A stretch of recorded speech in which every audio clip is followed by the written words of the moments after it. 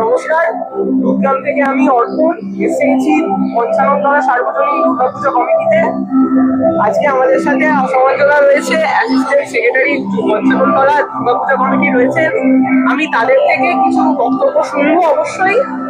আচ্ছা, এই পুজোটা কত বছরে বছরে আচ্ছা, আমাদের এবছর 31তম বর্ষের পুজো। 31তম বর্ষের পুজো।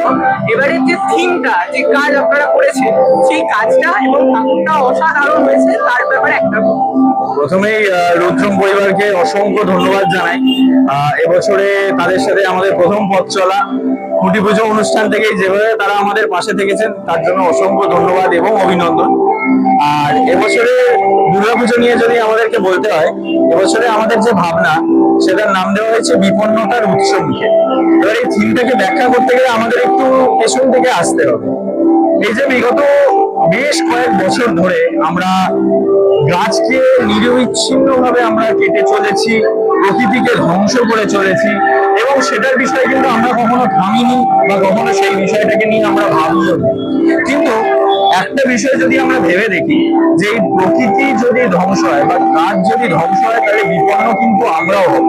যেমন গাছ আজ বিপন্ন, পরবর্তীকালে যদি এই গাছ না থাকে আমরাও বিপন্ন হব।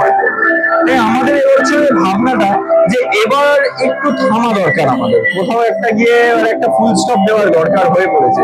কারণ তা যদি না হয় তাহলে পরবর্তীকালে আমরা খালি পৃথিবীর ধ্বংসস্তূপটাই হয়তো একটু দেখতে পাই। কিন্তু আমাদের মায়ের কাছে একটাই আশা, একটাই বিশ্বাস যে আমরা পারবো। আমাদের যে এই একটা আস্থা যে গাছ আমরা যদি তাদেরকে সংরক্ষণ করতে পারি তাহলে পরবর্তীকালে তারাও আমাদেরকে বাঁচিয়ে রাখবে। অসংখ্য ধন্যবাদ। এবছরের পুজোর জন্য আগাম শুভেচ্ছা অবশ্যই। সকল রুদ্রম পরিবারকে শারদীয়ার আগাম শুভেচ্ছা আমার তরফ থেকে রইল, এবং সকলকে রুদ্রমের থ্রু দিয়েই আমাদের এই মণ্ডপ এবং অসাধারণ যে প্রতিমা ভাস্কর সৈকত বসু যিনি করেছেন এই মণ্ডপ এবং এই প্রতিমা দর্শন করার জন্য সকলকে আহ্বান জানাই।